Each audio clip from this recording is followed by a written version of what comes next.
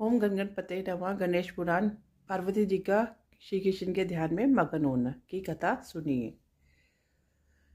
गर्भवती गिरिजा भगवान श्री कृष्ण के ध्यान में मगन हो गई। उन्हें ऐसा समय पर अपने तन मन की सुधि नहीं थी। उनकी दृष्टि अंतरिक्ष में उभरे हुए तेज पर टिकी थी।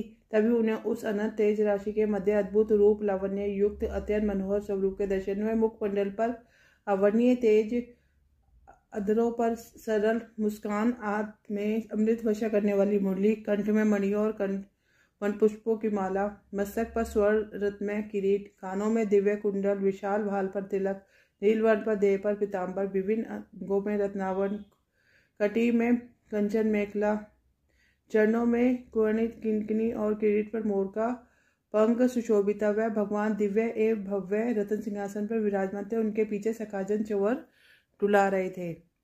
शैलनंदी ने उस भुवन में स्वरूप को देखा तो एकटक देखती ही रह गई। उनके मन में हुआ कि पुत्र मिले तो इसी रूप में समान सुंदर हो। उन्होंने सुना, गिरजे तुम्हारा व्रत सफल हो गया है। तुमने जैसे पुत्र की कामना की थी वैसे ही प्राप्त होगा। गीजानंद के हर्ष की सीमा नहीं रही। उन्होंने निवेदन किया कि प्रभु अपने व्रत की सफलता स्वरूप अपने समान पुत्र प्राप्ति का वर दे दे। किंतु जो मूल समस्या है उसका तो समाधान ही नहीं हुआ है। परमात्मा देव मुझ पर कृपा कीजिए। पार्वती को लगा कि भगवान त्रिभुवन हंसते हुए कह रहे हैं, पार्वती वह समस्या तो समाधि के साई नहीं है, इसका प्रतिकार तो स्वयं ही हो जाएगा। तुम कोई चिंता न करो, तुम्हारी जो भी कामना है वह सभी पूर्ण हो गई है। समझो निश्चय ही तुम पूर्ण काम हो गई हो गिरिजा नंदिनी। और तब श्रीलेजा ने उन परम प्रभु को प्रणाम किया और वह परम देव सबके देखते देखते अंतर्ध्यान हो गए। सहसा अंतरिक्ष में प्रकट व तेज पुण्य तो हित हो गया। अब महर्षि सनंद कुमार ने भगवान विष्णु की प्रेरणा से शैलनंदिनी के प्रति कहा, जगतजननी तुम्हारे पति तो नीरे उधर बाबा है, ये मेरे किसी काम के नहीं है। मैंने विचार करके देखा कि इन्हें के लिए मैं कहाँ फिरूंगा, इसलिए तुम इन्हें अपने पास ही रखो। देवी पार्वती की प्रसन्नता की सीमा न रही। उन्होंने पुरोहित से निवेदन किया, श्रेष्ठ आप बड़े कृपालु हैं, मैं आपकी महानता को नहीं समझ सकी थी। अब आप मुझे आज्ञा दीजिए, इनके बदले में मैं आपको क्या वस्तु प्रदान करूँ। सनंद कुमार जी बोले, देवी ब्राह्मण को तो वैसे भी कुछ अभिष्ट नहीं है, फिर भी व्रत के समंत स्वरूप उसे फलवान बनाने के लिए दक्षिणा लेना आवश्यक ही है, इसलिए कपिला गौ ही दे दीजिए।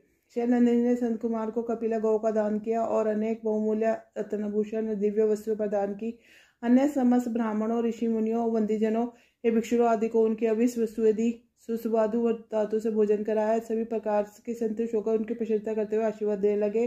तदुपरांत देवी पार्वती ने प्राण पति को अत्यंत प्रीतिपूर्वक पूजन किया। उस समय दिव्य वाद बजने लगे, गंधर्व गाने लगे और अप्सराएं नृत्य करने लगी।